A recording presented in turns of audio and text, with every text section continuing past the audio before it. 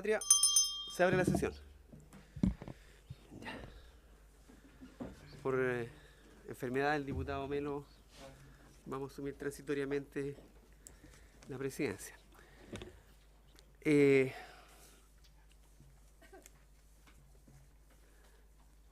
acta de la sesión número 90 se da por aprobada por no haber sido objeto de observaciones. El acta de la sesión número 91 se encuentra a disposición de las señoras y señores diputados. La orden del día. La sesión tiene por objeto ocuparse de la siguiente orden del día. Pronunciarse sobre modificaciones propuestas por la Secretaría de la Comisión al texto del proyecto de ley, de las mociones que modifica la ley 20.422 al incorporar la lengua de señas o el subtítulo oculto en los programas de contenido infantil o cultural y para garantizar el acceso de las personas sordas a la totalidad de la programación televisiva, boletines 10.279/31 y 11.163/31, refundidos de conformidad a lo establecido en el artículo 210, inciso segundo del reglamento de la corporación.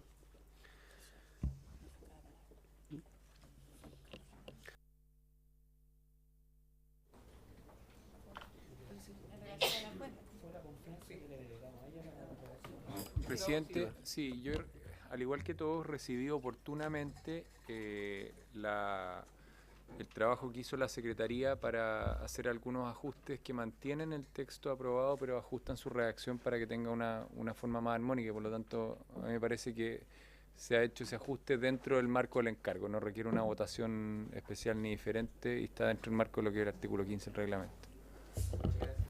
Diputado Arriagada. Compartir completamente lo señalado por el colega diputado y fue un trabajo excelente, así que corresponde ratificar nomás lo obrado por la Secretaría Jurídica. Sepúlveda. De la misma forma agradecer a la Secretaría el trabajo de siempre, lo ha hecho muy bien, recogiendo además el espíritu de los legisladores. Y ordenando lo desordenado que muchas veces somos, pero que tiene que ver con un espíritu constructivo, sobre todo para la comunidad de personas sordas. Lo segundo, presidente, que a mí me gustaría poner en conocimiento, que también debo agradecer a la Secretaría como a mi abogado, es que salió un pronunciamiento el 13 de junio de este año de parte de la Corte Suprema, ¿ya?, en donde en su sentencia precisamente plantea la obligatoriedad, en su artículo 9, la obligatoriedad de transmitir subtítulos y lengua de señas, sobre todo lo que tiene que ver. Sí, te lo paso. Bueno, pero mira, no es lavar imagen, tiene que ver con la justicia, con la justicia de que las personas sordas tengan que tener, ¿no es cierto?, por lo menos lo que tiene que ver con las emergencias. Entonces tiene que ser transmitido en las emergencias, lo que tiene que ver con, y lo hace explícito, lengua de señas y subtitulado oculto. Así que para conformidad de los diputados y diputadas vamos en la lógica, ¿no es cierto?, tanto de la Corte Suprema como también de lo que nos está planteando la ciudadanía permanentemente. Eso, presidente, gracias. Muy bien. Diputada Hernando. ¿Sí? Está repartiendo chocolate. Bien, entonces damos las gracias a la Secretaría y esto se da, bueno, ya está aprobado ya. ¿Tienes el rol de la...? ¿Perdón? Segundo punto. Segundo punto, recibir a la subsecretaria de Evaluación Social, señora Heidi Berner, quien asiste en representación del ministro para que se proporcione antecedentes sobre los resultados de la encuesta CACEN 2015 adultos mayores. Asimismo, se refiere a la implementación del registro social de hogares y a su aplicación en las áreas rurales del país, por cuanto se han recibido reclamos de los habitantes de estas comunidades que por su aplicación están quedando fuera de la obtención de beneficios. Quisiera informar a esta comisión que se puso en contacto conmigo el señor ministro, don Marcos Barraza. Tenía programada una gira a Temuco por el día, un día especial de... Sí, pero viajaba en la tarde, por eso en el mediodía conversamos. Y en este momento también la señora Heidi Berner está en el Senado, pero iba a enviar a...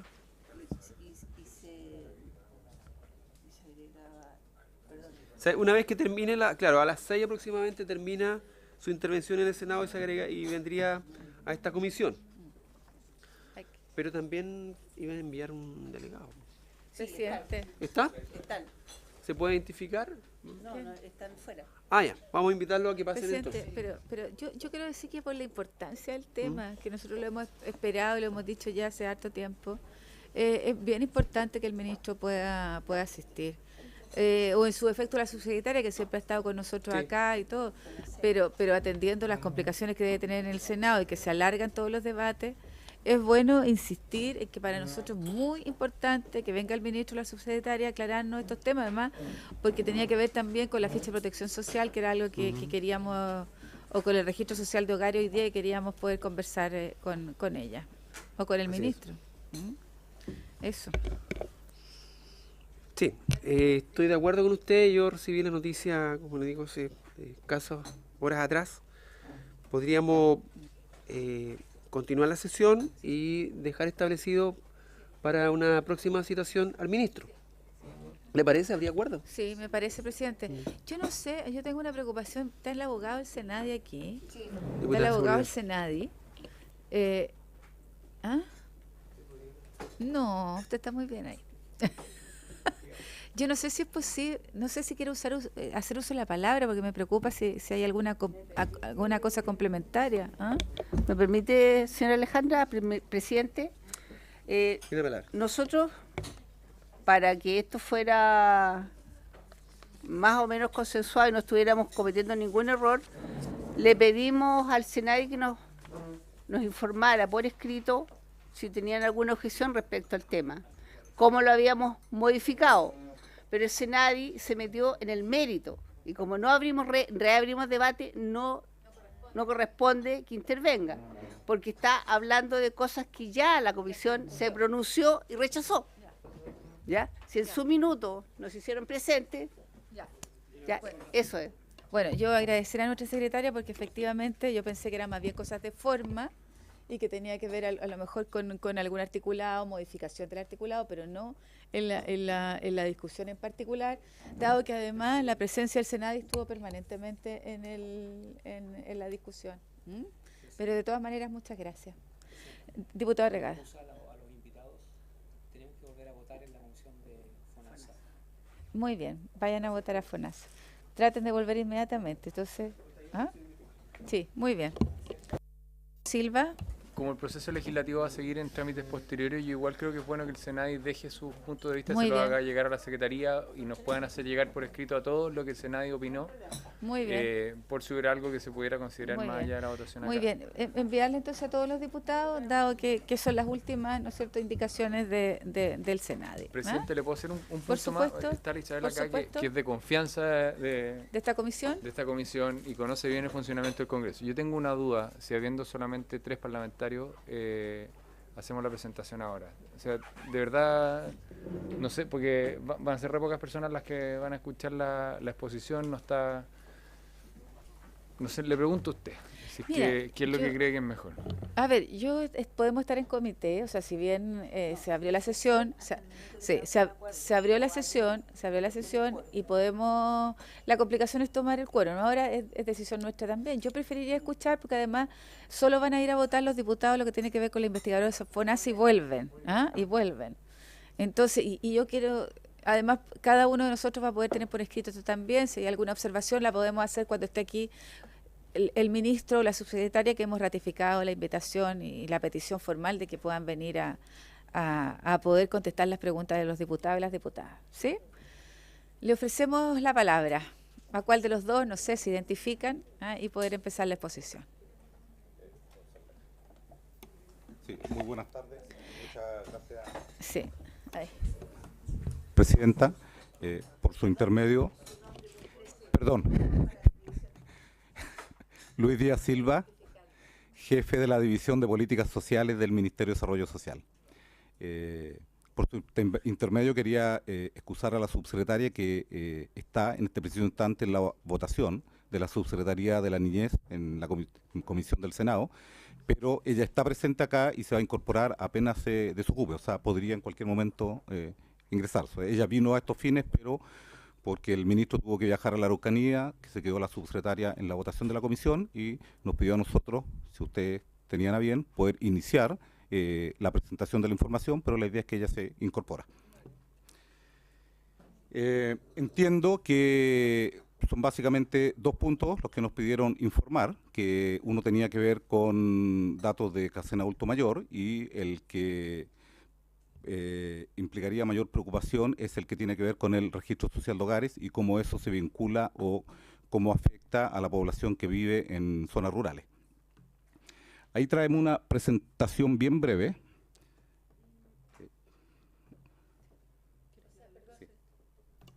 Si bien, porque yo pedí la asistencia Sí. a ustedes, si bien tenía que ver con los sectores rurales, pero la verdad es que tenía que ver cómo va a lo que tiene que ver con el registro social de hogares, ¿ya?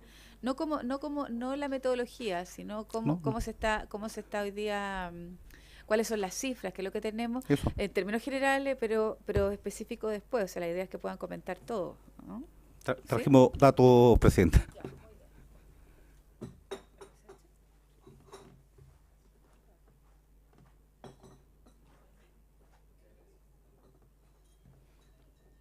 Sí, solo quería hacer una pequeña introducción global porque esto define un poco lo que es el alcance del registro social de hogares. El registro social de hogares nosotros lo definimos como un sistema de información social, sistema integrado de información social, que apoya la selección de beneficiarios de diferentes programas sociales. Vale decir, el Ministerio de Desarrollo Social diseña e implementa el registro social de hogares y pone la información a disposición de la oferta de programas sociales. Algunos programas sociales se ejecutan en el mismo Ministerio de Desarrollo Social, pero la mayor parte de los programas sociales, la verdad es que se ejecutan por parte de otros ministerios o servicios del Estado. Eso es como una primera cosa.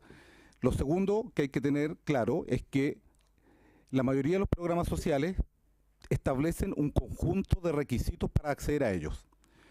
Y en la mayoría de los casos, uno de los requisitos es condición socioeconómica.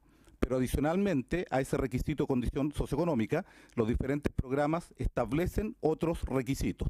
Algunos de esos otros requisitos, su cumplimiento se verifica también a partir del registro social de hogares y en otros casos se verifica con información propia del servicio.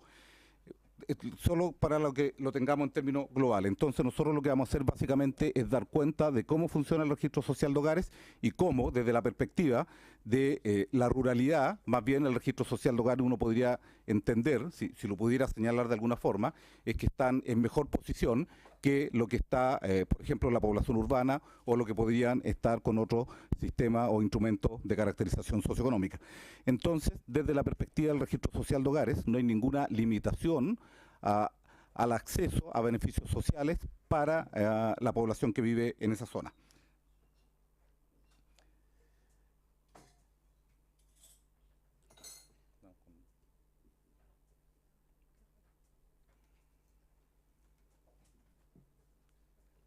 Sí, nosotros, como les decía, el registro social de hogares es un sistema de información que tiene mucha información, entre ellas una calificación socioeconómica.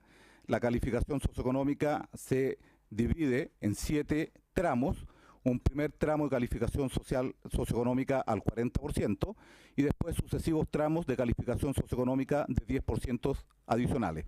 Vale decir, podemos identificar a los hogares que están en el 40% de menores ingresos, a los que están entre el 41 y el 50%, entre el 51 y el 60%, y así sucesivamente. Y eso de manera coherente con la cobertura de la mayor parte de los programas sociales.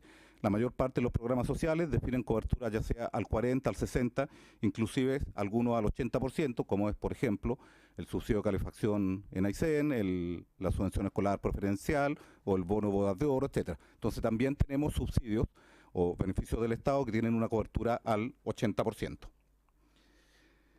Desde el punto de vista de las cifras, lo que tenemos en el registro social de hogares hoy día es más de 12,5 millones de personas. Si uno considera las estimaciones de población nacional, a partir de la población que vive en hogares particulares de Cacén, tendríamos sobre el 72% de la población del país presente en el registro social de hogares. Y si está en el registro social de hogares, significa que forma parte de un hogar que cuenta con una calificación socioeconómica. y eso significa que está habilitado para verificar el cumplimiento de la condición socioeconómica de todos los programas que tienen a la vista la condición socioeconómica y que utilizan información del registro social de hogares. Hoy día hay alrededor de 51 programas que usan el registro social de hogares para seleccionar sus beneficiarios. ¿Quieren hacer comentarios inmediatamente? Yo creo que es mejor ir preguntando. Sí, porque además que somos los tres. Eso conviene. Sí. Es muy breve. Que nos indicó que hay 12 millones de personas con calificación. ¿Cuántos programas utilizan calificación socioeconómica? 51 programas sociales. Que dijo dijo que usaban, no usó el término calificación socioeconómica, usó otro. Registro social de hogares. Ya, que no es necesariamente lo mismo para efectos prácticos. No. Entonces, ¿cuántos son para calificación socioeconómica y cuántos para registro social de hogares? Ya, para nosotros el registro social de hogares es mucho más amplio. Cualquier programa que utilice, dentro de toda la información que use para seleccionar sus beneficiarios, se alimente también de información del registro social de hogares, es un programa que usa el registro social de hogares. Y eso están alrededor de 80. Por ejemplo, allí tenemos el pilar solidario, la pensión básica solidaria o el aporte previsional solidario, que si bien tienen un instrumento propio, que es el instrumento técnico de focalización, y no la calificación socioeconómica, parte de la información con la que se construye el instrumento técnico de focalización la provee el Ministerio de Desarrollo Social. Entonces, es un programa que utiliza información del registro social de hogares, pero no utiliza la calificación socioeconómica que provee el Ministerio de Desarrollo Social, porque tiene un instrumento técnico de focalización propio. Entonces, así hay varias cosas. Hay alrededor de 80 programas que se alimentan de algún tipo de información, pero 51 programas que están usando la calificación socioeconómica, entre otra información. Algunas usan solo la calificación, otros usan la calificación y otros datos. Presidenta, un comentario adicional. La subsecretaria de la Subcomisión Especial de Presupuesto el lunes, me parece que decía que había cerca de 400 programas sociales. Entonces, los otros 300 y fracción, ¿qué herramienta utilizan si no utilizan calificación socioeconómica o registro social de hogares? ¿Cómo asignan? ¿Solamente con instrumento específico de focalización o cómo funciona? Sí, la mayor parte de los otros programas, nosotros en el proceso de seguimiento de programas sociales, tenemos alrededor de 444 programas sociales, si no me equivoco, que son a los que le hacemos seguimiento. Alrededor de la mitad, un poco más de la mitad de ellos, son programas sociales que no identifican beneficiarios a nivel de RUN. Por ejemplo, van al fortalecimiento o desarrollo de una localidad específica, o son programas que se benefician en términos generales. Solo usan registro social de hogares aquellos programas que necesitan identificar beneficiarios a nivel de RUN. Y de esos programas estamos diciendo que una parte importante de ellos, o sea, de hecho, todos los que usaban ficha de protección social hoy día están usando registro social de hogares, e inclusive hemos agregado algunos, como INDAP, por ejemplo, que antes no usaba registro social de hogares, perdón, no usaba ficha de protección social, pero ahora sí va a usar registro social de hogares. Para los nuevos. En la lógica de implementación del registro social de hogares, todos los beneficios ya entregados con la metodología anterior, ficha u otro instrumento, se dan por bien pagados, y por lo tanto el instrumento de este registro social de hogares para los nuevos beneficiarios. No, lo mío es solamente una petición de información. Sí, es muy breve, Presidenta, es muy breve. Que a mí me quedó claro con la explicación que sea. ¿Qué es lo que pediría si es posible? ¿Por qué no nos preparan un cuadrito donde nos explican esto mismo, que ordenado en las cifras? Por ejemplo, donde lo que nos digan es, de los 440 programas, hay tantos que son orientados a un individuo con RUN, ¿se fija? Porque hay otros que no, pues eso, y de esos utilizan calificación o registro social de hogares, otros, para ordenarnos también en las herramientas. Perfecto, no hay problema. Yo voy a anotar mi pregunta. Como quiera. Yo voy a Como quiera. anotar mi pregunta porque estoy en seria discrepancia. Sí, continúa.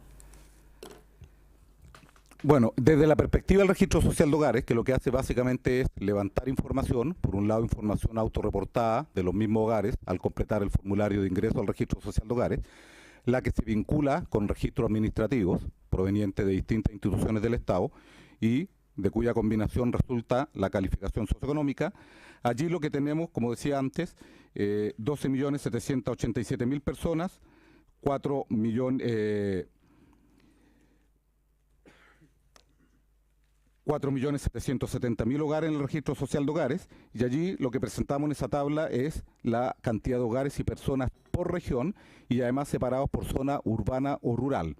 Si uno mira la cobertura del registro social de hogares con estas proyecciones de población a nivel nacional que provienen del INE, independiente que sea la proyección de población en hogares particulares, tenemos que el registro social de hogares tendría una cobertura hoy día del 72,9% de la población del país. Y esa cobertura es mayor en zonas rurales que en zonas urbanas. En zonas rurales la cobertura del registro social de hogares sería 86,8% y en zonas urbanas de 70,9%. Y si uno mira esa desagregación o esa separación entre zona urbana y rural para cada una de las regiones, se da cuenta que salvo la región de Tarapacá, todas las otras regiones la cobertura de población rural el del registro social de hogares mayor que en zonas urbanas. Entonces uno diría, mire, la mayor parte de la población que vive en zonas rurales está siendo parte del registro social de hogares. O sea, eso ya es una buena noticia. Malo sería si el instrumento no fuera capaz de llegar hacia esa población que probablemente tiene más dificultades de acceso.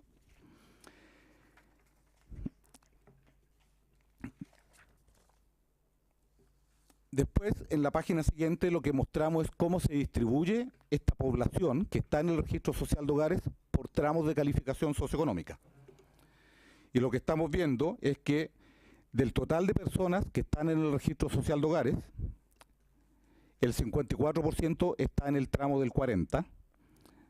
A nivel de hogares, el 54,5% estaría en el 40% o en el tramo del 40% de menor ingreso. Y si comparamos con la población del país, si uno mira la última celda de la esquina, es la que refleja la cobertura del registro social de hogares de 72,9%. En el tramo del 40 tendríamos el 39,4% de la población del país, lo que nos indicaría, primero, que tenemos un tramo equilibrado, porque lo que uno esperaría es que en el tramo del 40% de menores ingresos esté alrededor del 40% de la población. Y segundo, que todavía nos debiera quedar en la medida de que las proyecciones de población a nivel nacional están bastante cercanas a la realidad, todavía nos queda algún margen de población, probablemente que si ingresara al registro social de hogares tendría que ser calificada en el tramo del 40%. Hacia arriba lo que uno esperaría es que los porcentajes fueran al interior del 10%, porque son tramos de 10%, pero en su conjunto esto refleja que la mayor parte de la población de menos ingresos sí está en el registro, y donde el registro social de hogares tiene menos cobertura es hacia la población de ingresos más altos.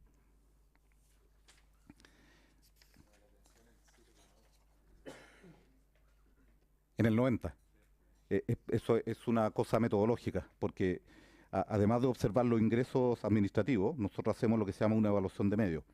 Entonces, cuando vemos, a partir de esta evaluación de medio, que el estándar de vida de un hogar no se condice con los ingresos que somos capaces de observar, le creemos al estándar de vida del hogar. Por ejemplo, si hay integrantes que tienen propiedades de alto valor, o hay integrantes que tienen automóviles de alto valor, o ese tipo de cosas que vemos en el test de medio, lo que hacemos es tomar el hogar y moverlo, sacarlo del 80%. Y eso significa tomarlo en el tramo nuevo. Entonces, por eso que ese 7,2 está un poco artificialmente, pero ahí son hogares que, no obstante que por los ingresos que somos capaces de observar, pudieran estar bajo el tramo del 90 por el estándar de vida asociado, como decía antes, a que tienen propiedades de alto valor, sus integrantes, o tienen automóviles de alto valor. Nosotros entendemos que no pueden estar en el 80% menor de ingresos. Está explicitado en la metodología de construcción de la calificación socioeconómica, resolución 486, que es la aplicación de test de medio para ver la coherencia. Porque nosotros entendemos que los datos administrativos tienen una cobertura bastante amplia, pero no es completa. Hay hogares que pueden tener altos ingresos informales y nosotros no los vamos a ver en la base administrativa, entonces tenemos que tener otro mecanismo para que esos hogares de alto ingreso no nos queden en los tramos de menores ingresos y por eso accedan a beneficios del Estado que no debieran acceder. Pudiera ser que, Con micrófono. significa que en cualquier tramo, cuando no se condice, no son coherentes, pasaría inmediatamente al tramo superior. O sea, si nos encontramos con una disonancia entre lo que está declarado y lo que aparece en un tramo del 60, ¿se pasa al 70? No. No. No. Tenemos solo saltos en dos partes de tramo, en el 61, que en el fondo es el tramo 70 y el tramo 90. Y están definidos por umbrales que insisto, están explicitados en la resolución de 486. Cuando vemos un estándar de vida muy alto, podríamos entrar en la discusión si lo dejamos en el 90 o en el 80, que sería el tramo... ¿Podría ser el 100 también o no? Podría ser también el 100. El 100 es un tramo que refleja el 10% más rico entre el 91 y el 100. Pero como no hay programas sociales que tengan cobertura más allá del 80, en realidad es suficiente con dejarlo fuera del 80, sin entrar en la discusión si está en el 81, el 85, el 95, 98, igual que afuera de los beneficios del Estado, o solo puede acceder a aquellos beneficios del Estado que son universales. Si tuviéramos programas sociales con cobertura al 90, ahí la discusión cobraría relevancia, en el fondo, si lo dejamos dentro o fuera del 90. Sí, la página siguiente está lo mismo que habíamos mostrado antes, pero ahora mirando la distribución, la cobertura en el fondo del registro social de hogar y cómo se distribuye por tramos de calificación socioeconómica, separando por zona urbana y rural. Y ahí vemos que, como a nivel país, por ejemplo, el 54% de las personas estaba en el tramo del 40%. Cuando yo lo veo a nivel de zonas rurales, me doy cuenta que el 66,5% de la población rural está en el tramo del 40. Y solo el 51,8% de la población urbana está en el tramo del 40. Vale decir, la lámina siguiente, es la 6. Página 6. La 6 tiene el cuadro anterior, pero separa urbano-rural. Entonces tenemos el total de población en cada uno de los tramos, en zona urbana, en zonas rurales, el total de hogares en cada uno de los tramos y la distribución entonces de estas personas y de estos hogares por cada uno de los tramos. Entonces ahí vemos que en el primer tramo, en el tramo del 40, para la persona o para la población urbana, el 51,8% está en el tramo del 40 y para la población rural es el 66,5%. Y si lo miramos a nivel de hogares, para la población, para los hogares urbanos, el porcentaje es el 52,4% y para los hogares rurales 66,8%. O sea, lo que estamos diciendo que el registro social de hogares es capaz de reconocer o recoger que en promedio los hogares rurales son de menores ingresos que los hogares urbanos. ¿Ya? Hay una mayor proporción de hogares y personas rurales que están en los tramos de menores ingresos. En el fondo, lo que estamos diciendo es que 2 de cada 3 personas que habitan en zonas rurales y están en el registro social de hogares está en el 40% de menores ingresos. 2 de cada 3 personas. ¿Sí?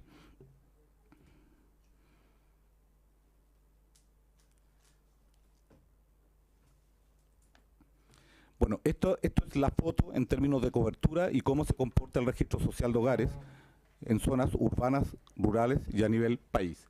Lo siguiente que estábamos mostrando, que queríamos mostrar, es primero indicar que el registro social de hogares está vivo. Como ustedes saben, uno de los componentes del registro social de hogares es la posibilidad que tienen los hogares de hacer trámites al registro social de hogares. Y hacer trámites significa solicitar ingresar al registro social de hogares o solicitar actualizar información, rectificar información o complementar información al registro, de modo que la información se mantenga lo más actualizada posible, sea de la mejor calidad posible y por tanto se logre una caracterización socioeconómica también mucho más justa. Y en esta lámina lo que tratamos de mostrar entonces en la siguiente es la cantidad de hogares que han hecho solicitudes al registro social de hogares de algún tipo. Y ahí vemos que desde que se inició el registro social de hogares, 1 de enero del año 2016, a mayo del 2017, se han hecho al registro social de hogares un total de 2.538.273 solicitudes. La mayor parte de ellas son actualizaciones de la composición del hogar, solicitudes de ingreso al registro y también solicitud de actualización de otros módulos del formulario del Registro Social de Hogares. Si esto lo vemos por zona urbana rural, las proporciones son más o menos parecidas. La mayor proporción de las solicitudes en zonas rurales corresponden a composición del hogar, seguidas de ingreso al registro y actualización de localización. Pero aquí a nosotros lo que nos interesa mostrar es que el registro social de hogares está vivo, la gente lo conoce, la gente está haciendo trámites o está haciendo solicitudes cuando considera que la información que está en el registro no refleja bien sus condiciones socioeconómicas actuales, ya sea porque hay algún problema con la información o porque simplemente sus condiciones de vida o su composición del hogar cambiaron. En la página siguiente tenemos más o menos la misma información, pero separado por urbano-rural ya y también por regiones, para que uno pueda ver para cada una de las regiones la diferencia entre urbano-rural de solicitudes realizadas. Tenemos que, si bien es cierto que se han hecho 2.538.273 solicitudes, esas solicitudes han sido realizadas por 1.245.000 hogares diferentes. Y el dato que nosotros mostramos al final, que es la última celda, en la esquina abajo, lo que estamos diciendo es que 1 de 4 hogares en el Registro Social de Hogares ha hecho algún trámite en el Registro Social de Hogares. 26,1% de los hogares del registro ha hecho algún trámite.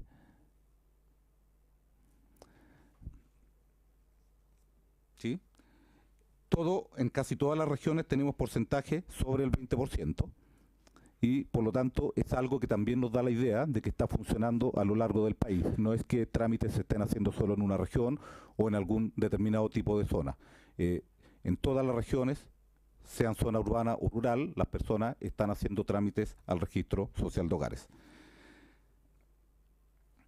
La lámina siguiente está en forma gráfico, probablemente en la presentación en papel se ve más, pero la idea es ver cómo han evolucionado las tasas de aprobación de solicitudes, porque una cosa es que yo haga una solicitud al Registro Social de Hogares y otra cosa es que esa solicitud sea aprobada.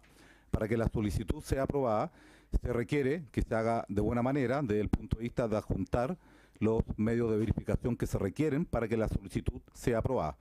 Y lo que estamos mostrando precisamente es que desde que esto está en funcionamiento, desde enero del 2016 hasta hoy día, ha habido un flujo constante de solicitudes y de solicitudes aprobadas en el Registro Social de Hogares. Tenemos que el 78% de las solicitudes que se han hecho han sido aprobadas, lo que significa que solo un 22%, la restante, no han logrado el mismo resultado. ¿De acuerdo? La mayor parte se aprueban y para que se aprueben se entiende que están en buena forma. Esto es algo que está delegado a los municipios y están establecidos los protocolos desde el punto de vista de que los municipios tienen claro hoy día qué información tienen que tener a la vista para tomar la decisión de aprobar o no una solicitud realizada.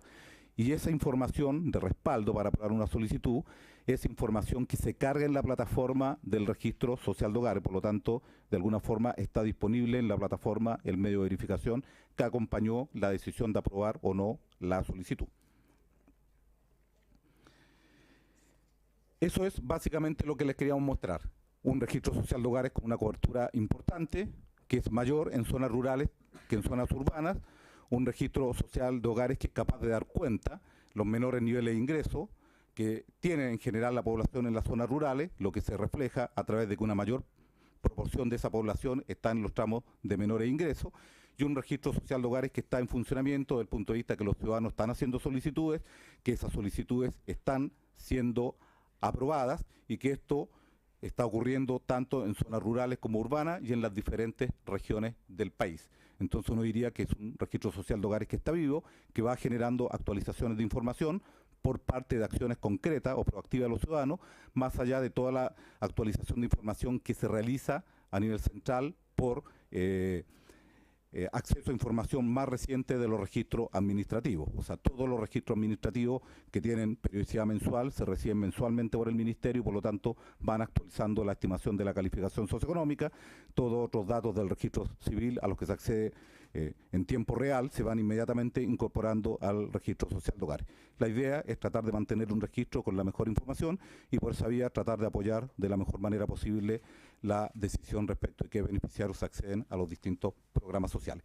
Esto desde la perspectiva del registro social de hogares y es por lo tanto lo que pone a disposición el Ministerio a la oferta de programas sociales. Hasta aquí yo prefería dejar esta parte y que en el fondo nos planteen cualquier duda que pudieran tener o algo que quisieran solicitar. Muchas gracias. Yo primero me gustaría que lo de la página 6, lo de la página 6, pudiéramos tenerla también desagregada por región, porque ustedes lo que están planteando aquí, ¿no es cierto?, es lo que tiene que ver con los tramos de calificación socioeconómico, pero sería interesante también poderlos tener por región. Perfecto, no hay problema. Todos los demás están desagregados por región, pero este no. Lo hacemos llegar, ¿Ya? no hay problema. Miren, yo hay varias observaciones. Bueno, primero quiero revisar las cifras, pero a lo mejor cuando venga el ministro o la subsecretaria. Lo que usted planteó de INDAP es una tremenda preocupación, que estén usando el registro social de hogares hoy día. Porque la gran complicación que tienen los propios funcionarios, lo que tiene y que debería ser, y lo hicimos aquí en esta misma sala de la Comisión de Agricultura, es que la ley la ley tipifica el tipo de usuario, pero no dice que tiene que estar sujeto, como las otras leyes que hemos hecho, que tiene que estar sujeto a la ficha o al registro social de hogares para obtener determinado subsidio. Entonces eso está complicando, porque tú tienes por ley un mandato donde todos tienen que entrar bajo la restricción presupuestaria que corresponde, pero nadie te dice, ¿no es cierto?, que el registro social de hogares tiene que ser una segunda cortapisa para que los agricultores no puedan recibir ese subsidio.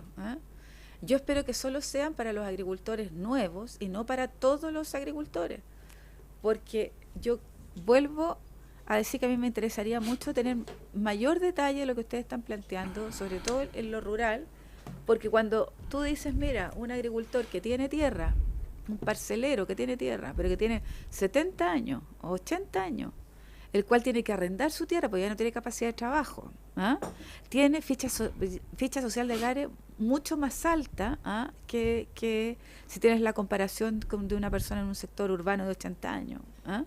Entonces, además, porque esos agricultores nunca han tenido, ¿no es cierto?, imposiciones, etcétera, por lo tanto nunca van a tener tampoco una pensión. Lo segundo, en un minuto se quitó, ¿no es cierto?, el beneficio que tenían las señoras de los parceleros, porque esta jubilación de las dueñas de casa, porque precisamente son parceleros, y hubo un segundo castigo hacia los agricultores. Entonces, me gustaría poder entrar en lo rural también, en términos de la clasificación que ustedes tienen. Y ojo con lo de INDAP, yo creo que ahí, si eso los abogados de INDAP que llevan 1500 años dicen que eso es una ilegalidad lo que está ocurriendo hoy día. Bueno, pero déjame... Sí. Quiero ir a los comités de vivienda y a lo que tiene que ver con los subsidios rurales. Hoy día estamos teniendo complicaciones en los comités de vivienda, así se lo planteé también a la ministra de Vivienda en su minuto, porque tenemos un porcentaje, ¿no es cierto?, que está incluso sobre el 70%. Y créanme que no son personas ricas, si no estarían postulando en un comité de vivienda, que no son personas ricas, y que les están obligando al crédito hipotecario.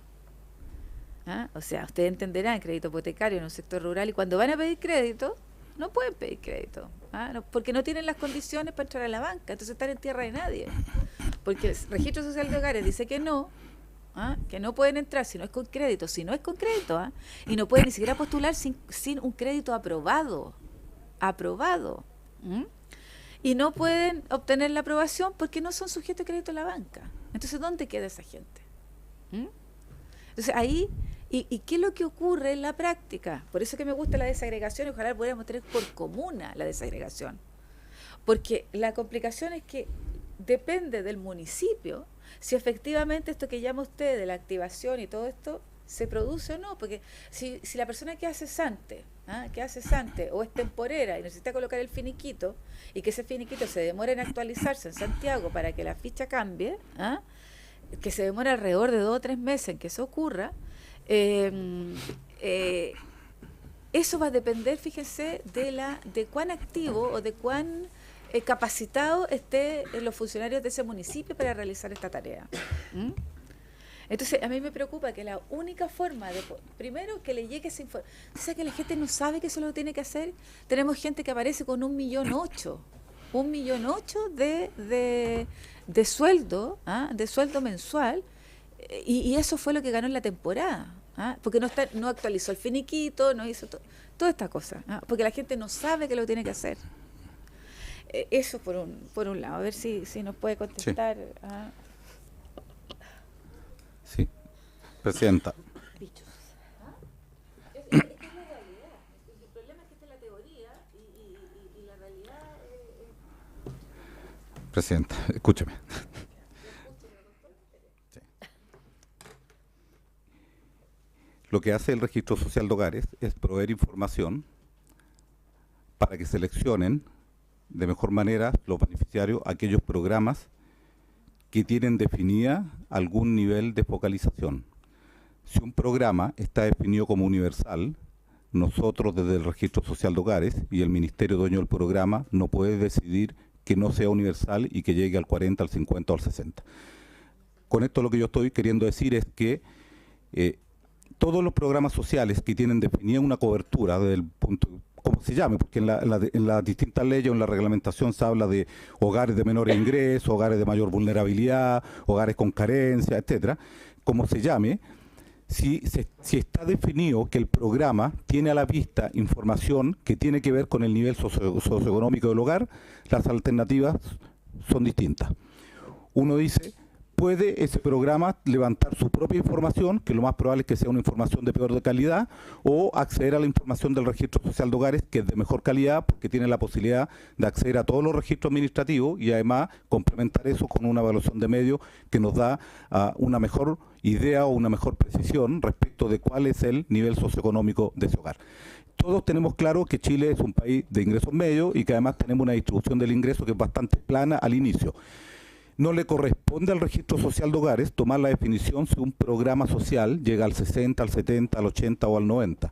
Por lo tanto, si desde alguna perspectiva el Ministerio de Vivienda dice que su programa, por ejemplo rural, va a llegar al 70%, y uno encuentra que hay hogares que están sobre el 70%, que se le exige complementar con algún crédito hipotecario y que no tienen posibilidad de acceder a ese crédito hipotecario, no es un problema el Registro Social de Hogares desde la perspectiva que el Registro Social de Hogares, su responsabilidad es ordenar a los hogares de acuerdo a su nivel de vulnerabilidad socioeconómica.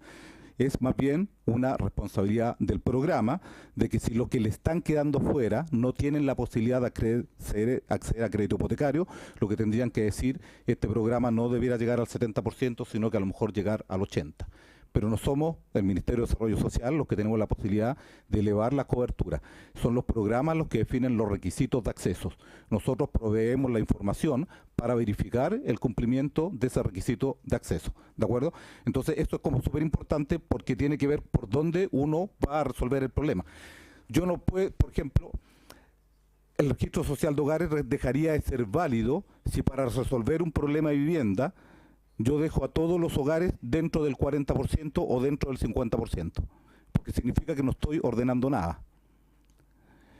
Si creemos que hay hogares que requieren apoyo del Estado, en cualquiera sea el beneficio, más allá de las coberturas actuales, lo que hay que hacer es elevar la cobertura de esos programas, pero no pedirle al Registro Social de Hogares que fuerce el ingreso a los tramos de menores ingresos, porque eso ya tendríamos un programa que se declara llegar al 40, pero que en la práctica estaría llegando al 70, porque el sistema de información que alimenta la selección de beneficiarios estaría distorsionado.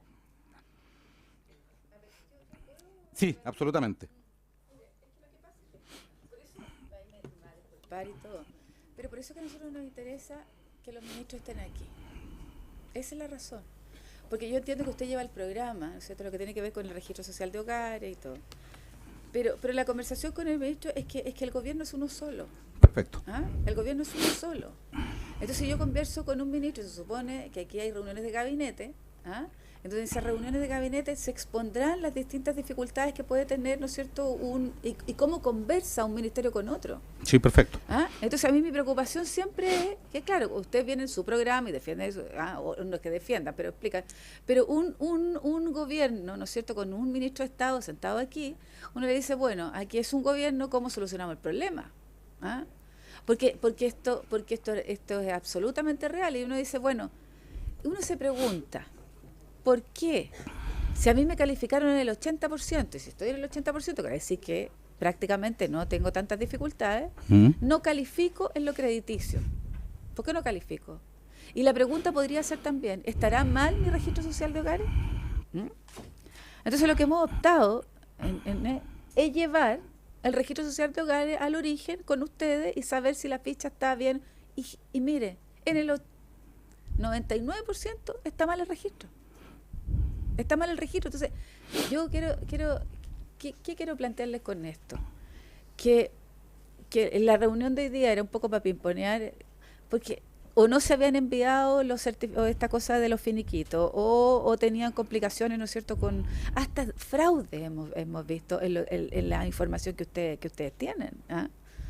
Que se lo hicimos llegar incluso hasta aquí, ¿ah? Se lo hicimos llegar acá y todavía no tenemos respuesta. No hemos tenido respuesta de ustedes. Fraudes, pero de una cosa tremenda, ¿ah? Entonces, yo lo que le quiero plantear es que el gobierno es uno solo. ¿Cómo arreglamos? Yo no tengo nada que ver con esto porque esto es el servicio social de hogares y no tengo nada que ver con vivienda. No, aquí hay que tratar de cómo respondemos todo, ¿ah? Eso. Perfecto. Sí, solo presenta aclarar algunos puntos porque también son relevantes y probablemente la legitimidad de los sistemas de información tiene que ver con cómo se instalan o cómo los conoce la ciudadanía. El registro social de hogares o la calificación socioeconómica lo que busca es identificar una condición socioeconómica más de mediano plazo, no coyuntural. Y por eso que para la construcción de la calificación socioeconómica lo que se hace es utilizar un ingreso promedio en 12 meses. No es el promedio de un mes en particular.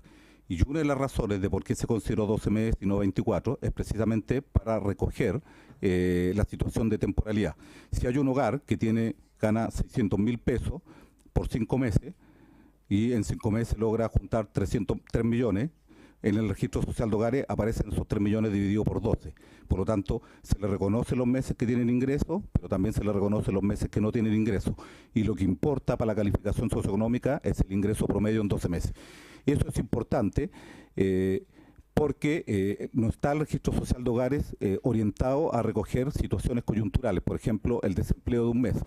Si una persona queda desempleada un mes, el tiempo que se va a demorar en reflejarse eso en la calificación socioeconómica no es tan corto, porque va a tener un mes con ingreso cero, un mes de 12 con ingreso cero, todos los otros 11 meses con ingresos positivos.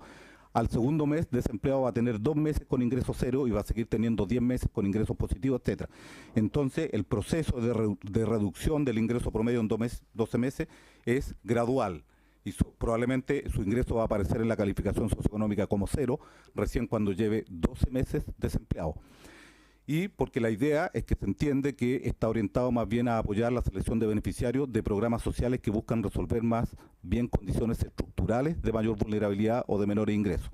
Entonces es muy difícil que recoja a la situación coyuntural, así como no recogemos automáticamente cuando alguien queda desempleado, tampoco recogemos automáticamente cuando alguien obtiene un empleo y lleva recién un mes trabajando. Eso como primera cosa.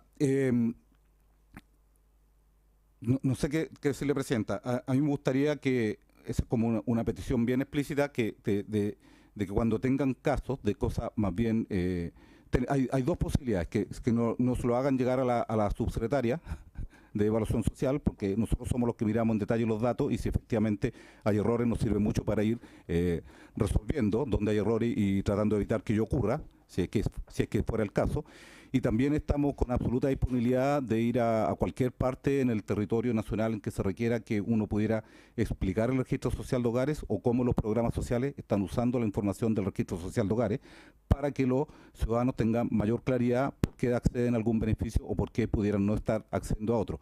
Nosotros entendemos que es súper relevante desde el punto de vista de la legitimidad de cualquier instrumento, la transparencia respecto al instrumento. La gente cuando no entiende por qué le pasan algunas cosas, tiende inmediatamente a creer que el instrumento tiene algún grado de discrecionalidad, que lo está haciendo mal, etcétera.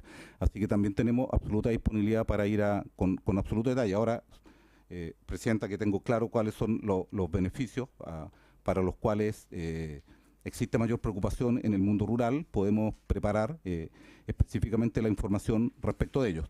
Eso no quita que nosotros estamos permanentemente en reuniones con el Ministerio de Vivienda, ellos están modificando su sistema de beneficios y están haciendo un sistema de un programa de beneficios de vivienda que es un poco más integral, y eso explica por qué estamos viendo cosas como esta que están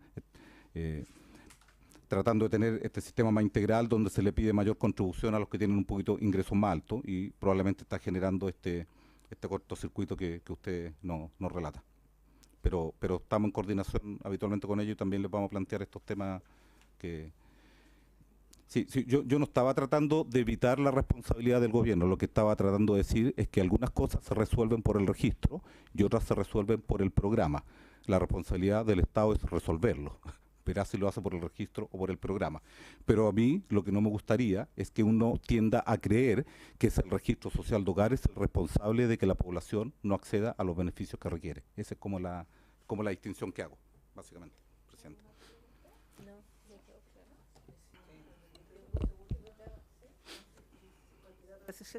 Como estuvimos un poco apurados, no dimos cuenta, no leímos la cuenta, y tengo una excusa de la diputada Pacheco, porque se encuentra un familiar grave enfermo, y del diputado Melo, que está enfermo también.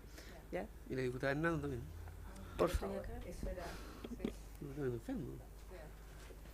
Tenemos todos medio enfermos. Sí. Diputado Miguel Ángel Alvarado. Muchas gracias, Presidenta. Excusarme porque estábamos terminando y votar la comisión. Ah, ya. No, pero en otro tema. ¿Sí? Ah, ya. Porque te vi mirando la caseta, se parece. Sí, no aprovechar la presencia del señor Díaz y la señorita Claro. Lo que pasa es que a lo mejor esto no sé, alcancé a llegar al final nomás de la presentación, pero aprovechar una consulta puntual, que en situaciones de discapacidad ya la exigencia que para acceder a los beneficios, ¿cierto?, es de estar en el 20% de... Subsidio de discapacidad mental. Claro, discapacidad mental, estoy hablando de menores de 18 años. Entonces, en mi región, por lo menos me han planteado, no sé, en otras regiones, que ha bajado significativamente las personas que están accediendo a ese beneficio, ¿no? O sea, los registros anteriores que tenían eran mucho mayores y, no obstante, como están en esa situación, están aumentando las pensiones de gracia. ¿Me puede explicar si conoce esa situación o no la ha visto o qué se puede hacer al respecto? Perfectamente, Presidenta. El subsidio de discapacidad mental es uno de los pocos programas sociales que se mantiene con una cobertura al 20%. La mayor parte de los programas sociales ya tiene cobertura del 40% hacia arriba. Como yo le explicaba anteriormente, el registro social de hogares tiene tramos de calificación socioeconómica y el primer tramo de calificación socioeconómica que tiene es un tramo al 40%. Entonces ahí la pregunta que surge inmediatamente, ¿cómo usted identifica a quienes están en el 20% más vulnerable si su primer tramo es al 40%? Y ahí lo que define el registro social de hogares en su normativa es que se pueden hacer modelos específicos para diferenciar al interior del tramo al 40 quiénes serían los hogares más vulnerables. Hay un modelo implementado que es un modelo de probabilidad de estar en el 40 a partir de variables más estructurales. Y esas variables más estructurales son las que definen si uno está en el 20% de los registros sociales, en el primer 20% o en el segundo, vale decir, en la primera mitad del 40 o en la segunda mitad del 40. La información de si los hogares están en el primer 20 o no esa información que alimenta la plataforma de subsidio monetario. Por lo tanto, cuando alguien postula el subsidio de discapacidad mental, inmediatamente le dice si está o no en el primer 20%. Como no es algo que se utilice para los demás programas, no está definido como un tramo adicional, pero sí están identificados en el tramo del 40 los hogares que están en el primer 20. Por ser la situación de discapacidad una información relevante y por lo tanto altamente, pongámosle, impactante a las condiciones socioeconómicas de los hogares, y esto se refleja en la construcción de la calificación socioeconómica, nosotros sabemos que en la construcción de la calificación socioeconómica tenemos un ingreso per cápita corregido, y ese ingreso per cápita corregido precisamente lo que hace es incorporar coeficientes adicionales a integrantes del hogar según sus características, y una de las características por las cuales se agrega coeficiente es por la situación de dependencia, moderada o severa. La verdad es que los hogares que tienen integrantes con discapacidad están en su inmensa mayoría, o sea, probablemente 9 de cada 10 hogares que tienen integrantes con discapacidad están en el 20% o en el primer 20% del tramo del 40%. No es el registro social de hogares el que limita a la posibilidad de acceso al subsidio de discapacidad mental. Lo que tiene el subsidio de discapacidad mental es otra complicación adicional, que además de estar en el 20%, tiene una exigencia de que el ingreso del hogar no puede ser mayor a cierto monto. Y ese monto hoy día es alrededor de 60.000 pesos per cápita. Y la mayoría de los hogares que quedan fuera de la posibilidad de acceder al subsidio de discapacidad mental es porque tienen ingresos por registro administrativo que están sobre los 60.000 per cápita. Y eso está establecido en la ley y por lo tanto no hay ninguna posibilidad que nosotros podamos modificarlo. Si ustedes revisan en los requisitos del subsidio de discapacidad mental, van a ver que la segunda condición es un ingreso a nivel de hogar que habla en términos de ingresos mínimos de algo, y eso en términos per cápita da como 60.000 pesos. Esa es la principal barrera de acceso al subsidio de discapacidad mental de todos los hogares que cumplen el requisito de estar en el 20. No es que uno los deje fuera del 20, aún estando dentro del 20 no cumplen el otro requisito. ¿Ah?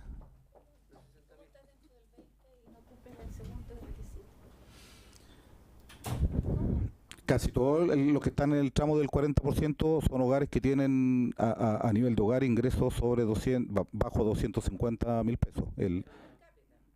No, per cápita alrededor de 60.000 pesos. Lo que pasa es que lo más probable es que tú tengas un primer 20% que casi no tiene ingreso. Entonces, si además le pone un doble requisito de ingreso, el que manda o el que limita es el otro requisito, más que el primero. En el fondo uno le exige una doble condición. Es que esa doble condición a mí me parece contradictoria. Contradictoria, porque si yo estoy en el 20% más pobre, no voy a tener 60.000 pesos per cápita. No lo voy a tener. Entonces algo está pasando. Me suena absolutamente extraño. Yo creo, mire, por eso que, y perdone, yo sé que usted está aquí defendiendo muy bien, pero cuando uno va al detalle, voy a poner un solo ejemplo. Sí. El lunes estuvimos en el departamento de ustedes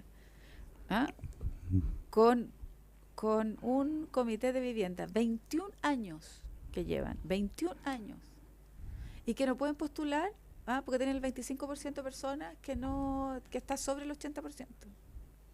Y cuando fuimos a revisarlo, uno por uno, porque habían cosas que cambiar en el registro y daba. Pero ¿por qué tiene que ir una diputada a Santiago a ver esto?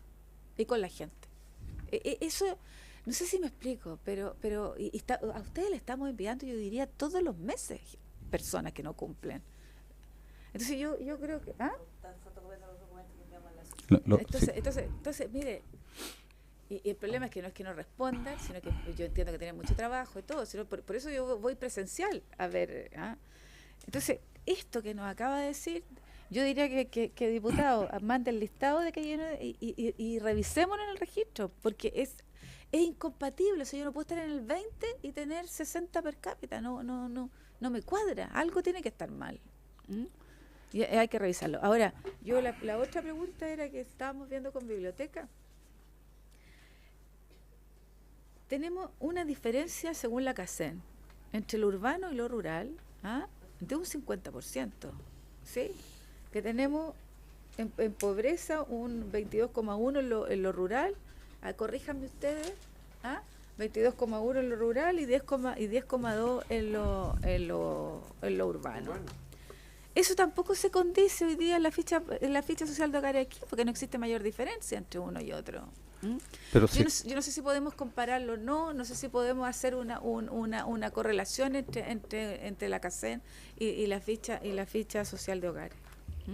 Sí, Presidenta. A ver, por lo primero, la verdad es que yo voy a poner las manos al fuego por el registro social de hogares.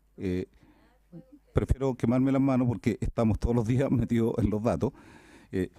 Yo lamento de que todas esas solicitudes que haga, no, porque quien ve esta información básicamente en el Ministerio de Desarrollo Social soy yo y mi división, y yo no tengo antecedentes de que nos hayan enviado solicitudes para mirar información.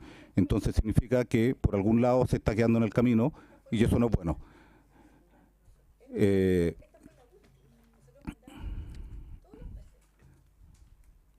Se las vamos a responder todas, sí.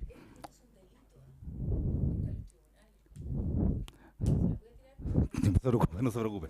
Yo me comprometo a responderle todo. Sí, sí. Eso como una primera cosa.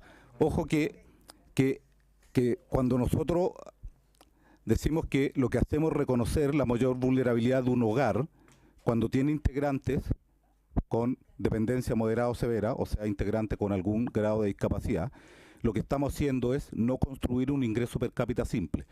Nosotros podríamos tener un hogar que tiene 500.000 pesos, que tiene 4 integrantes, pero si tiene algún integrante con discapacidad, yo lo termino dividiendo por un denominador más alto. Y le puede terminar un per cápita más bajo y por lo tanto quedar en el tramo del 40 y quedar en el tramo del 20. Pero si para el otro requisito yo le exijo un per cápita simple y agarro los 500.000 y los divido por 4, le va a dar 125.000. Ese es un hogar que está en el tramo del 40, que aparece como vulnerable y por lo tanto cumple el requisito del 20 para acceder al subsidio de discapacidad mental, pero su ingreso de la perspectiva administrativa es 125.000 per cápita y por lo tanto el segundo requisito es el que deja fuera de acceder al subsidio de discapacidad mental. Yo entiendo, estoy absolutamente de acuerdo que existe cierta contradicción, porque si yo ya estoy diciendo de que usted tiene que cumplir el requisito que está en el 20% de menor ingreso o mayor vulnerabilidad, ¿para qué además le digo y además su ingreso tiene que ser menor a? Entonces como 2 veces lo mismo.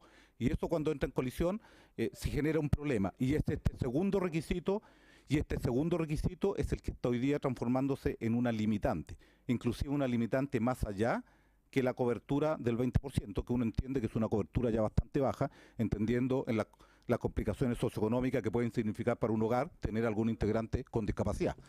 Porque eso puede significar gastos importantes adicionales y gastos importantes que no solo no puede cubrir el que está en el 20%, tampoco puede cubrir el que está en el 40%.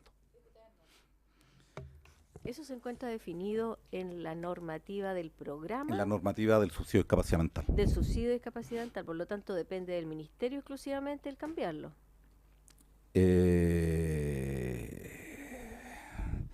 Tengo la impresión de que está en la ley. No, está en la ley.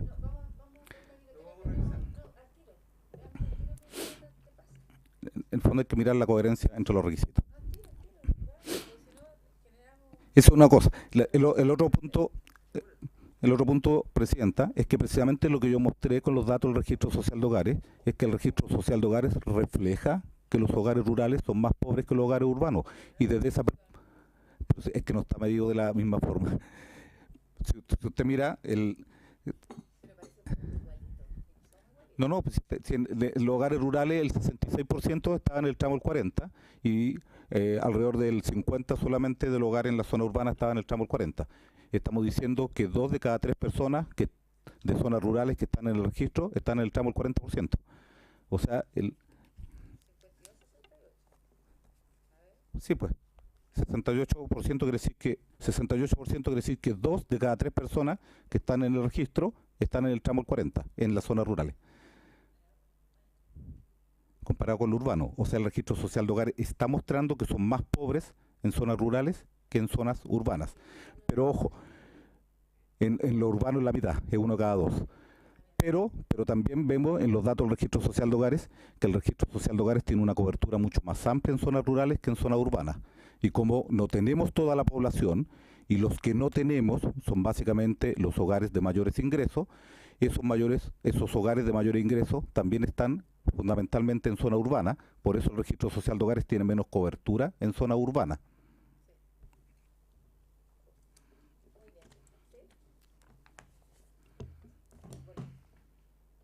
Le damos las gracias al señor Díaz, muy gracias. amable, y vamos a Vamos a enviarle responder todo. directamente a usted, entonces, O a la los pro- subsecretaria.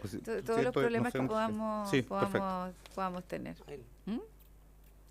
Ese es un caso dramático, perdió todos sus beneficios, todos. ¿Mm? Perfecto. Está en Vamos a tribunales revisar. ya. El oficio con los nombres cercados, como se publican para que no sea público, pero sí lo podemos hacer ya. Pero está abajo No, todo pero está la notable. cartola, con eso es Está la suficiente. cartola. ¿Mm? Muy amable. No, no está la cartola. Sí. No, porque la cartola también los tiene tachados. Bueno, le enviamos los antecedentes que nosotros tenemos aquí. No, ¿Ah? tenemos el número del Registro Social de Hogares, con Ya, eso es suficiente. Con eso es suficiente, muy bien. Muchas gracias, muy Muchas amable. gracias a ustedes. Muy amable. Le ofrecemos Diputado. la palabra entonces para la caseta.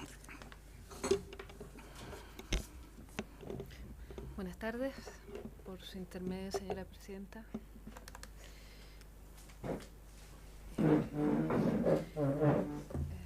Bueno, agradecer la posibilidad de contarles los resultados, una síntesis de los resultados de adultos mayores, publicados recientemente a partir de los datos levantados entre noviembre de 2015 y enero de 2016 con la encuesta CACEN. Voy a tratar de ir navegando por la presentación, no ir exhaustiva, en el mismo orden, pero no yendo dato por dato, porque y para dar espacio a las preguntas que pudieran tener. A ver, primero que todo, la CACEN muestra con claridad la evolución que ha habido en la distribución de la población según grupos de edad.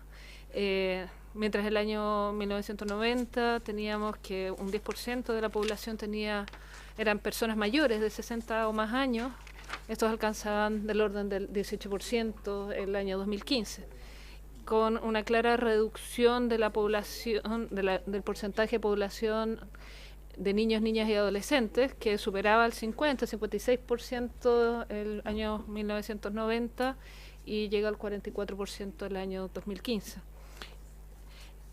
Si uno lo analiza por regiones, claramente esta tendencia es persistente en las distintas regiones, como uno se espera en las regiones con mayor concentración de poblaciones, también donde está una mayor proporción de la población de personas mayores, con una mayor prevalencia en particular en las regiones de Valparaíso y de la Araucanía y los Ríos, y de Magallanes, donde son los más altos porcentajes de población adulto mayor como porcentaje de la población regional, ¿no? No sé si sigo o... Sí. Esto queda en evidencia en el índice de envejecimiento que fue calculado, estimado a partir de CACEN, la serie CACEN, digamos, mientras el año 1990 había 35 personas mayores de 60 años o más por cada 100 personas de menos de 15 años. Este índice llega a 86 personas mayores por cada 100 personas de menos de 15 años el año 2015. Y esto es especialmente notable en el caso de las mujeres, donde este índice llega a 100 puntos, partiendo de 40. Y en los hombres, en contraste, llega a 72, partiendo desde 31. Claramente estamos con una población femenina que muestra un índice de envejecimiento que crece especialmente, digamos.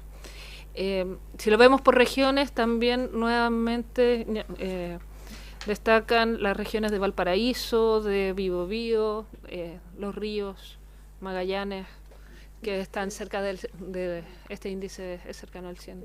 Sería interesante poder tener los porcentajes de diferencia, porque cuando uno ve la metropolitana, por ejemplo, en relación al 2009 con 2015, es un punto 3 de diferencia.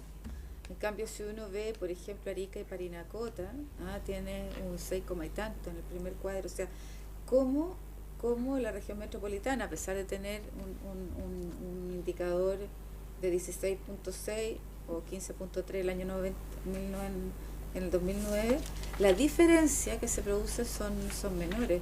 Y cómo la región de Antofagasta, aquí está la diputada Hernando, la diputada no tiene tanta, al contrario, y eso se llama trabajo. Pero este es que este es el porcentaje de población. Jóvenes. Pero, perdón, diputada, ¿qué le gustaría que profundizáramos? Que vieran cómo ha ido cambiando más bien el porcentaje, la diferencia. ¿Me entiendes o no? O sea, 1.3, de cómo ha ido cambiando esto del año 2009 al 2005, las diferencias que hay. Por ejemplo. Claro, en algunos casos el porcentaje ha ido aumentando, en otros ha disminuido el porcentaje de población. El porcentaje que ha aumentado, en cambio en otras regiones es mucho mayor el porcentaje de personas mayores. Sí, hay heterogeneidad regional acá, sí, claramente, diputada. Mucho. Sí. Entonces, sí.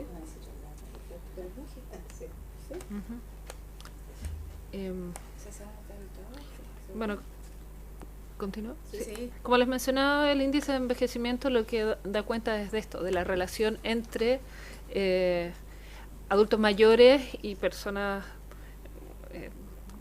niños, adolescentes hasta 14 años, ¿no?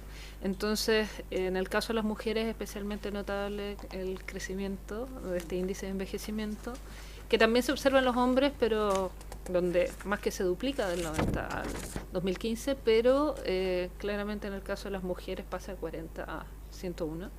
Y en algunas regiones en particular, este índice supera el valor 100, ¿no? Mientras que hay otras como Tarapacá, Antofagasta y Atacama, donde efectivamente esta relación entre personas mayores y personas menores de 15 años es menos pronunciada. ¿Sí? Sí. Si uno ve la distribución de las personas de 60 años y más, según sexo, se observa que el 57% de las personas de 60 años y más, según lo que la información recolectada, son mujeres. Aquí, ojo, que nos estamos refiriendo, la encuesta que hacen refiere a la población residente en viviendas particulares. Solo se excluye viviendas colectivas, digamos, ¿ya? Pero de todas maneras se basan las proyecciones del INE a noviembre del 2015. Luego, si se mira por tramos de edad, claramente en el caso de 75 años y más, llegamos a un 61% de población de mujeres. Versus un 56% en el caso de 60-74. Entonces, a mayor edad, esta relación, esta mayor proporción de mujeres aumenta. Por región, que yo sé que es el tema que más les interesa también ir mirando en términos de desagregaciones, también se notan algunas diferencias, regiones como la del Biobío, la metropolitana, donde, bueno, también la región de Valparaíso, donde hay un porcentaje especialmente mayor, digamos, de mujeres, mientras, de todas maneras, todas las regiones superan el 50% la proporción de mujeres mayores respecto a la población regional.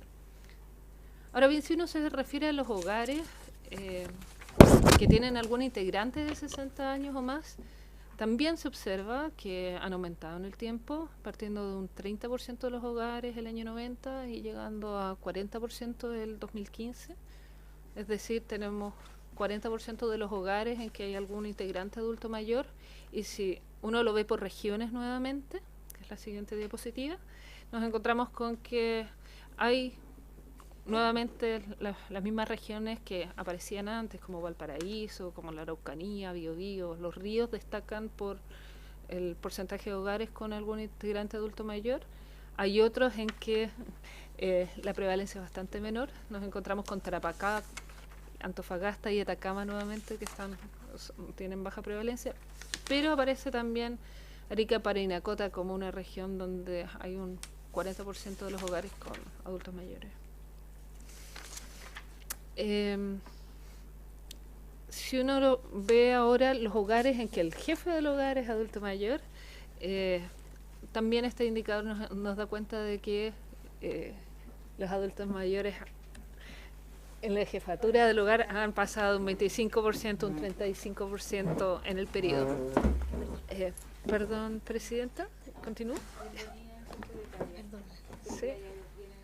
Sí, gracias. Ya. Por regiones, nos encontramos con que nuevamente destacan algunas regiones en que el jefe del hogar es adulto mayor. Nos encontramos nuevamente con Valparaíso, Biobío, la Araucanía, Los Ríos, en que el porcentaje de hogares en que la jefatura es de 60 años y más supera al promedio nacional. Y nuevamente las regiones del norte son, salvo Arica, Parinacota y Coquimbo, son aquellas donde hay una menor proporción. Ahora bien, si abordamos el tema de pobreza, se consideran las dos metodologías de medición existentes, vigentes en Chile, la metodología actualizada de medición de pobreza por ingresos, que considera líneas de pobreza diferenciadas según el tamaño del hogar. Nos encontramos con que hay un 6,6% de personas en situación de pobreza por ingresos, cuando consideramos personas de 60 años o más, y un 18% de las personas, de los niños, niñas y adolescentes se encuentran en esa situación. Por supuesto, estamos hablando de personas que residen en hogares que se encuentran en situación de pobreza multidimensional. Perdón, diputado, ¿qué quiere? En tanto, de esta forma, las personas mayores, según esta caracterización inicial, que es una versión actualizada de la metodología de medición de pobreza, que considera los hábitos de consumo que fueron registrados de acuerdo a la encuesta de presupuestos familiares 2011-2012, que tiene ese conjunto de actualizaciones, se ratifica que en general la proporción de personas mayores que se encuentran en situación de pobreza es menor que la proporción de niños.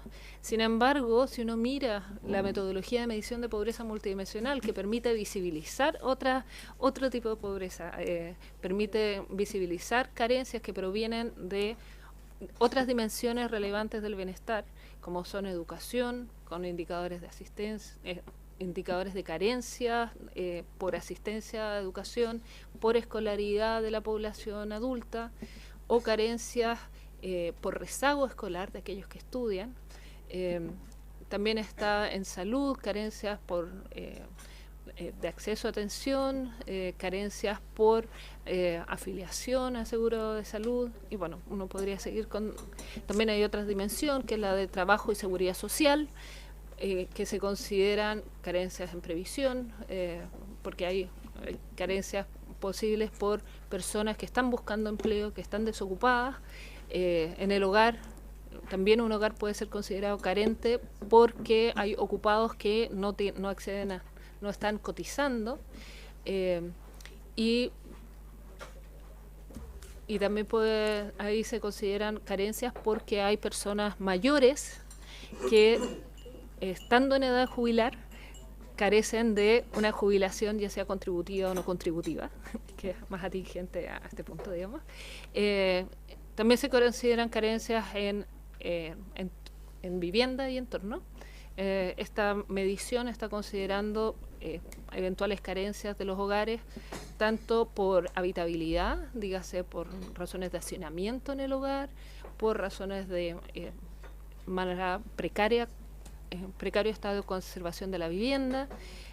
También puede haber carencias porque existen algún tipo de no existe accesibilidad a servicios en el entorno de la vivienda, por problemas ambientales en el entorno de la vivienda, que son innovaciones dentro de esta versión de la encuesta CACEN, y también existen eventuales carencias por acceso a servicios básicos, que eso también está en el ámbito de la ruralidad, especialmente captado.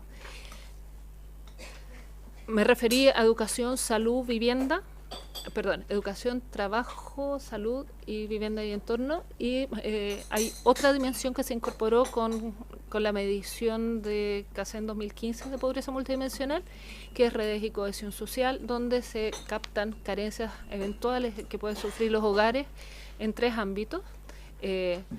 Uno es por carencias en redes de que dispone el hogar y que le permiten acceder a ayudas en caso de ciertas circunstancias, por ejemplo, en caso de necesidad de cuidado de personas que requieren cuidado, en caso de requerir, por ejemplo, asistencia, apoyo financiero. Y si hay un hogar, por ejemplo, que no dispone de apoyo en caso de un conjunto de actividades, de situaciones relevantes, o bien, y tampoco dispone de, por ejemplo, por la vía de participación en grupos organizados y en organizaciones, tampoco participa ningún miembro del hogar y tampoco participa ningún ocupado en organizaciones asociadas al trabajo, entonces también puede considerarse carente el hogar. Luego están las distintas, puede considerarse un hogar carente en redes y cohesión social si es que existen problemas de seguridad entendidos como balazos, ha habido balaceras, disparos, o ha habido también algún tipo de tráfico de drogas en el entorno de la residencia. Y me está faltando un indicador, que es el de seguridad en torno a redes, el de discriminación, gracias, que ese es importante respecto de redes y cohesión social, porque en el caso de redes y cohesión social también se incorporó una pregunta en CACEN que permite identificar si ha habido en los últimos 12 meses algún miembro del hogar ha sufrido trato justo discriminatorio. Entonces existe también la posibilidad de captar alguna privación por una carencia en este sentido. Entonces nos encontramos con una medida de pobreza multidimensional que considera eventuales carencias en educación, salud, trabajo y seguridad social, vivienda, entorno, redes y cohesión social, y si es que un hogar tiene, respecto de estos 5 dimensiones, si supera un cierto umbral de carencias, que está definido en un 22,5% del total de carencias posibles, entonces un hogar va a ser considerado en pobreza multidimensional. Si consideramos esa metodología, entonces nos encontramos con que un 23% de los niños están en situación de pobreza multidimensional, según CACEN 2015, y un 21,6% de las personas mayores. Esto en contraste y visibilizando una realidad que no éramos capaces de visualizar con una metodología actualizada de pobreza por ingresos, pero que mide algo distinto, ¿sí? Perdón que me extendí un poquitito, pero era relevante para hacer el recordatorio respecto de esto. Ay, perdón, me salí, no sé cómo. No hay problema. Un segundo. Ya.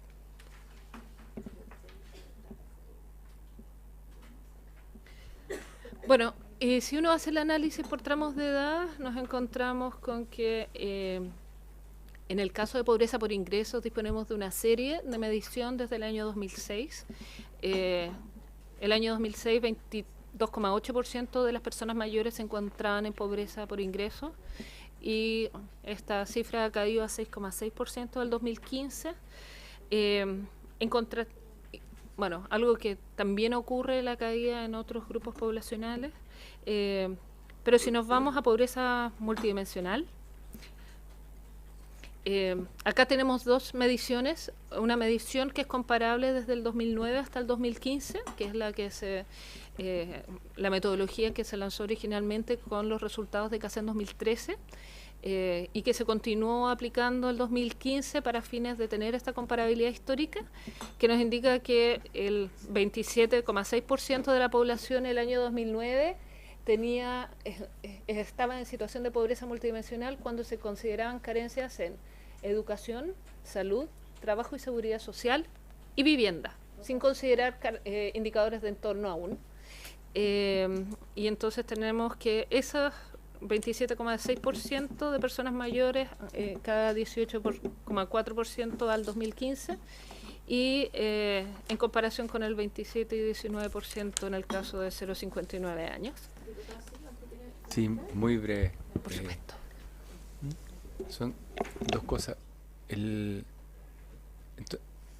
Que yo no lo había visto, pero probablemente está. ¿Existe entonces un comparativo hacia atrás de la pobreza multidimensional para el país o lo están reconstruyendo? Eso para entenderlo. Y lo segundo, en la lámina anterior está el comparativo, la serie es del 2006 hasta ahora, a pesar de que hubo algunos cambios en la CACEN, ¿verdad? ¿Se acuerda que fue materia de discusión con la subsecretaria? Tuvimos algunas entretenidas discusiones sobre siempre. Entonces, para entender bien, digamos, hay series atrás, pero en ese momento no la podíamos... ¿Cómo lo entiendo bien?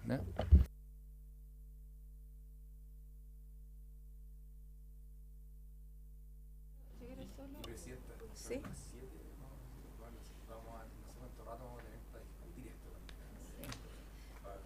Yo creo que sería bueno poder continuar y verlo en la próxima sesión también, si es posible. ¿Podríamos tener otra sesión de esto? Ustedes podrían tener, porque yo creo que esto es muy importante. O sea, ha aumentado la población, adultos mayores, y además tenemos una pobreza multidimensional que yo creo que es la que hoy día tenemos que enfocar, ¿no? Porque la de ingreso ha disminuido al 6,6, pero a mí me preocupa cuál de los factores que ustedes han planteado es el que predomina o incide en que prácticamente estemos casi igual en pobreza multidimensional que el año, aquí no está el año. 2009. No, es el mismo.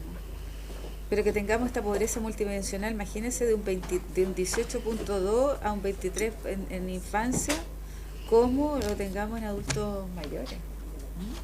¿Cuál es lo que más está incidiendo en eso? Uno puede ser en una parte de educación, en el otro puede ser, no sé, por vivienda, no sé.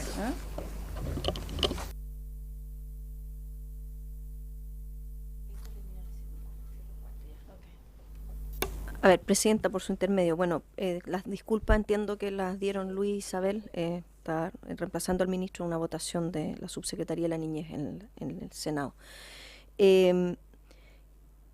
Parto primero por lo último, porque es más general de la explicación. Efectivamente, nosotros, bueno, no tenemos obviamente ningún problema en venir la próxima sesión a continuar el diálogo respecto de lo que es CACEN adulto mayor, si eso así es requerido. En relación a lo mayor incidencia, como Isabel explicó, lo que es pobreza multidimensional, ¿no es cierto?, mide dimensiones de educación, salud, trabajo, seguridad social, vivienda y entorno, y redes y cohesión social. En particular, acá no hicimos un zoom tan específico cada uno de los indicadores de pobreza multidimensional, lo tenemos y podemos también traerlo a la discusión si es necesario, pero para resumir la respuesta, en educación hay un indicador que se mide respecto de la población adulta, que tiene que ver con qué porcentaje de la población adulta completó el nivel de escolaridad que debería completar de acuerdo a la edad en que está. O sea, algunos, probablemente no estamos aquí, lo obligatorio eran 6 años, después cuando nosotros salimos del colegio, establecimiento educacional, era 8 años, hoy día es 12 años. Eso hace en la práctica láminas que vienen más adelante, que tratamos de poner temas de educación, de trabajo y también de salud, pero en particular en educación, en el caso de adultos mayores, uno ve importantemente cuáles son los niveles hoy día promedio de escolaridad de la población adulto mayor, que es de 8 años, y si uno lo compara con la población de 19 a 29 años, hoy día el promedio de escolaridad de esa población es de 13 años. y por tanto parte importante de la pobreza multidimensional dentro de lo que es en la dimensión educación son los niveles de escolaridad y el porcentaje de población adulta mayor que no alcanzó los niveles que debió haber tenido.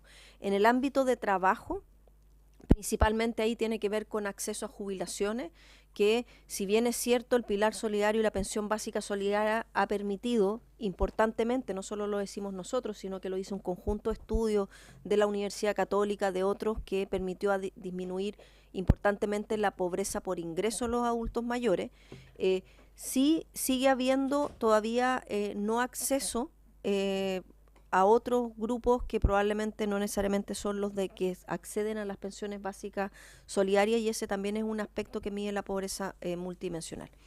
Y en el caso también de los adultos mayores, en lo que tiene que ver con vivienda, también aquí más adelante se ve que el 81% de los adultos mayores son propietarios de su vivienda, y por tanto uno puede pensar que toda su vida laboral lo que lograron, ¿no es cierto?, tener es su vivienda, pero hoy día el problema en relación a la pobreza multidimensional es el estado de esa vivienda, es decir, techos, ventanas, pisos. Y eso yo diría que son los tres. Por supuesto podemos hacer un análisis mucho más en detalle si así se requiere, pero yo diría que esos son como los grandes temas. Eso no es así, diputada, porque en realidad el grupo etario que más participa son los adultos mayores, ¿ah? Y por tanto, claro, tienen de alguna forma a quién acudir en caso de un problema, pero también participan en organizaciones comunitarias, en clubes de adultos mayores, en organizaciones de la iglesia, ¿ah? Entonces, efectivamente, y más adelante también está en la presentación, son el grupo que más participa. Pero sí, claro, hay temas de discriminación a veces por edad, que también son parte de redes y cohesión social, pero yo diría que en términos del peso en la medición, lo más relevante es escolaridad, es acceso a jubilación, sigue siendo un tema, y el tema del estado de la vivienda. Ahora, respondiendo a las preguntas del diputado Silva, tanto en pobreza como ingresos, como en pobreza multidimensional, y esto lo hemos presentado previamente, cuando se hizo el trabajo de la actualización de la medición por pobreza por ingreso y la nueva medición de pobreza multidimensional, en el caso de pobreza por ingreso se trabajó con CEPAL y se vio que era factible poder hacer la medición hasta el año 2006 con los nuevos parámetros. Eso principalmente por las preguntas de la encuesta, porque hay que, ¿no es cierto?, tiene que permanecer la comparabilidad en el tiempo.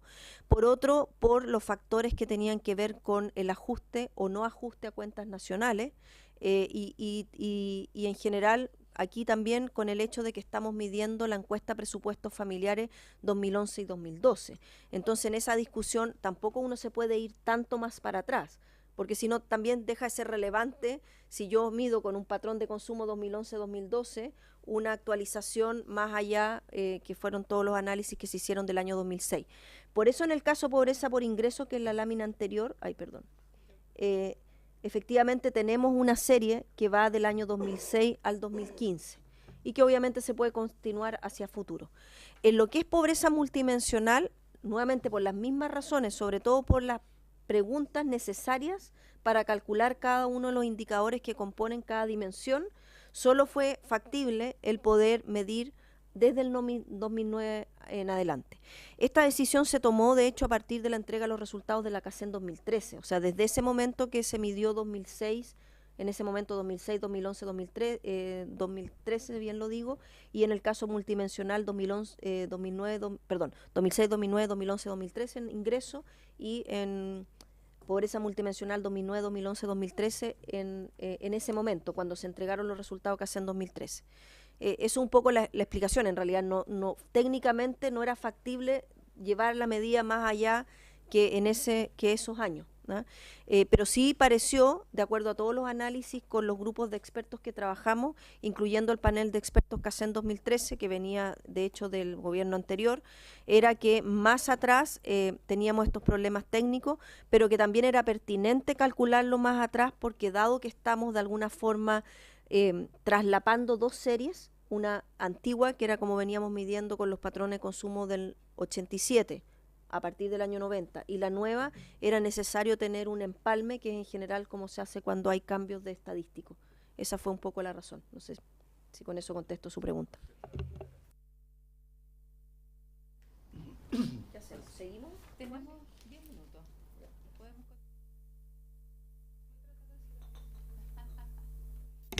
Ya.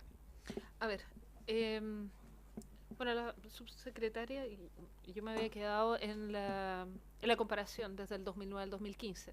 Según esa metodología que tenía 4 dimensiones originalmente, 18% de las personas mayores se encontrarían en pobreza multidimensional el año 2015. Sin embargo, cuando incorporamos entorno en la dimensión de vivienda, de redes y cohesión social, nos damos cuenta que la estimación llega a 21,6% de la población adulta mayor del año 2015. Esta medición, aprovechándome de la pregunta anterior, esta medición con entorno y redes claramente solo se puede hacer desde el 2015, porque incluye preguntas inéditas en cassette. Entonces fue una innovación en el cuestionario que resulta del trabajo de un comité de entorno y redes que, en respuesta a un compromiso que asumió el gobierno de evaluar cómo incorporar el entorno en que residen las viviendas y las redes de que disponen los hogares, ese compromiso de incorporarlo en la medición, pero que había que evaluar cómo hacerlo, se contó con un comité asesor ministerial constituido por un conjunto de expertos en las distintas materias que hoy día componen la medida, digamos, y estas dimensiones, que hicieron recomendaciones, se evaluaron durante casi en 2015, se transformaron en preguntas que fueron a terreno y fueron levantadas ese año. Entonces, solo podemos disponer de esta nueva medida. De todas maneras, se hizo el empalme para poder tener la comparación histórica con 4 dimensiones. Si analizamos por regiones, nos encontramos con que claramente hay algunas regiones donde la pobreza por ingreso es más alta, es el caso de pobreza por ingreso en el caso de personas de 60 años y más, sigue siendo de las mayores en las regiones del área centro-sur, digamos, en particular en la Araucanía, y nos encontramos con que hubo caídas significativas en las regiones de Coquimbo, Maule, Biobío, la Araucanía, los ríos y los lagos entre el año 2013 y el 2015. ¿Sí? Si analizamos la medición con 4 dimensiones, se encontraron caídas significativas estadísticamente entre el año 2013 y 2015 en las regiones de Biobío y los lagos. Nuevamente nos encontramos con heterogeneidad regional, y esto se enriquece cuando uno ve para una misma región cómo una medición y la otra dan cuenta de que la realidad, la visión se amplía si es que uno considera la metodología de medición por ingreso multidimensional. ¿Sí? O sea, el análisis de qué es lo que pasa en una región y qué es lo que pasa en otra. Si usted, el por qué ocurre esta caída. Por ejemplo, en la región en la que yo represento, en O'Higgins, se mantuvo igual, no pasó nada, ¿ah? Por lo menos en el cuadro anterior. Pero si pudiéramos estudiar qué pasa con las políticas públicas, qué es lo que pasa con lo que se hace con esas políticas públicas, cómo, o sea, de estudiar por qué una región está funcionando bien y por qué otra no, ¿ah? Entonces, un poco, yo creo que tenemos que hacer ese análisis de regional. Agrego que me parece muy buen punto. Mi memoria es frágil. Tal vez en el informe de política social o en el informe de desarrollo social que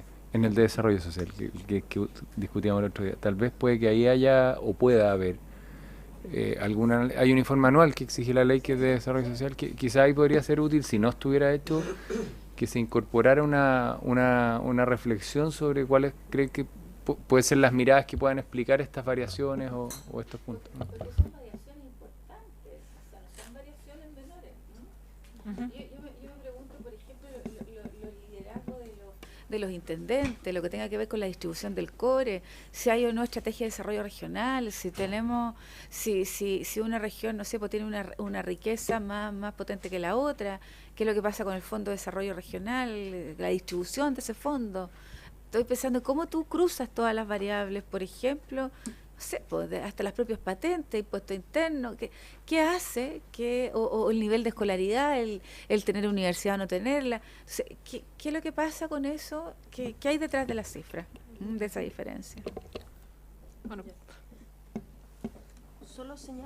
Solo señalar que efectivamente estamos preparando un informe con características más regionales de lo que es la mirada al interior, no solo porque en realidad tenemos un detalle por indicador que compone la pobreza multidimensional por región en lo que es la medida, si uno quiere, global, en el promedio.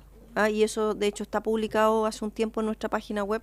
Obviamente podemos también presentarlo acá, pero a partir también de los análisis que hoy día estamos haciendo por grupos de población, también hacemos en ese momento un análisis respecto a la evolución de la pobreza en particular para ese grupo con mayor foco, en este caso adulto mayor. Lo mismo hicimos con niños, niñas, adolescentes, con mujeres, y una vez que tener esos dos cruces, digamos, regional y por tipo de población, es que efectivamente estamos produciendo un panorama CACEN más bien en la lógica de las diferencias que existen entre las regiones.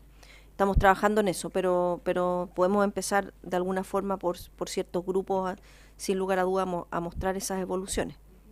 Porque efectivamente aquí lo que estamos mostrando en particular es la evolución 2013-2015, tanto en pobreza por ingresos como pobreza multidimensional, pero para los adultos mayores. Recordar que hicimos lo mismo para los niños y otros, entonces también, y obviamente está el promedio, y las explicaciones no necesariamente son siempre las mismas, dependiendo del tipo de tramo etario.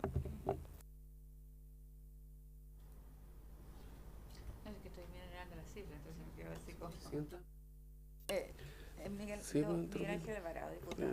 Sí, gracias. Si bien es cierto, hay diferencias, pero hay temas también estructurales que de este porcentaje de la población. Los baby boomers, que se llaman en otros países, los anglosajones. Pero es complejo el tema en el sentido que estamos hablando de una sociedad que es distinta también. La escolaridad, la historia de vida, son de la generación del 60, ¿no? sí. Entonces, un poco de eso. Claro, más de 60 años. Son choques generacionales también. Entonces la pregunta es si esta diferencia no alcanza a ser significativa en regiones o no, es una cosa. Y lo otro, hay cambios culturales que les toca vivir también a ellos. Y lo otro, si esto lo tienen desagregado de 60 hacia los años posteriores, digamos, por periodos etarios. Hay una presentación más extensa en la página. Sí. Perdón, por su intermedio, Presidenta. Hay una presentación más extensa que esta.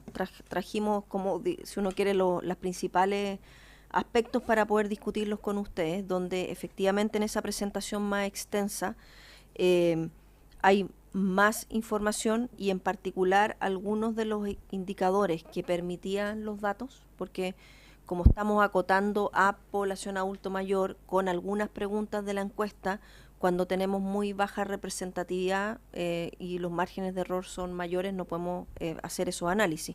Pero para aquellos casos en que permitía, efectivamente hicimos una diferencia entre lo que es 60 y 65, 65 y 70, 75 y 80 y 80 y más, dependiendo de los tipos de indicadores. Eso está en la presentación, de hecho, más larga.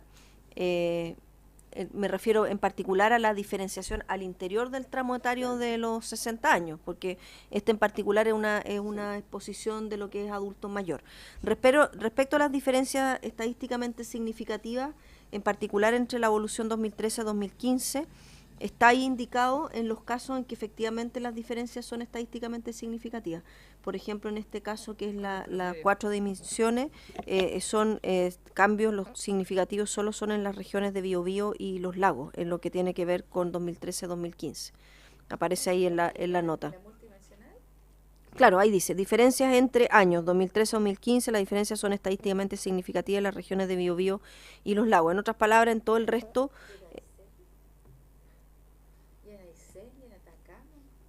Lo que pasa es que también son muestras más pequeñas, entonces a veces, aun cuando pareciera ser que fuera grande el cambio, claro, sí, por eso es un poco el tema. Por eso les digo que en general aquí hay harto análisis, pero también hay que tener la prudencia de hasta cuándo uno le puede exigir a una encuesta que tiene ciertos niveles de representatividad, entregar información que sea confiable, y eso es también lo que velamos en las presentaciones más largas.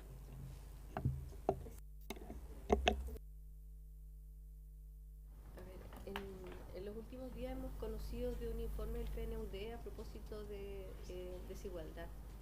Yo quisiera sugerir a la comisión que invitáramos a alguien, a la representante en Chile, para que presentara el tema. Sí, me parece. Gracias.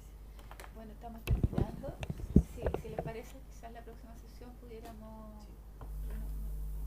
Chequeemos qué es lo que pasa al 5, ¿no? Hasta este minuto nada, sería hasta las 7. Ya. Entonces, tratemos de ver si es posible que puedan venir quizás con esto de cómo influyen las políticas públicas o cuáles son, el por qué una región estadísticamente es más significativa. Y además para que pudiéramos compartir también con el PNUD la información que ellos tienen y poder cotejarla con ustedes. ¿Les parece? PNUD. ¿Sí? Okay. Para dividir la sesión en dos como lo hicimos hoy día. ¿Les parece? ¿Acordado? Subsecretaria. Sí, perdón por su intermedio. Entiendo que aquí hubo perdón, yo me confundí a la hora de la citación respecto de un oficio que llegó en particular en relación a los casos.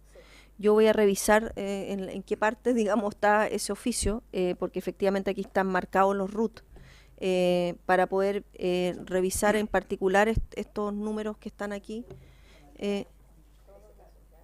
¿Ah?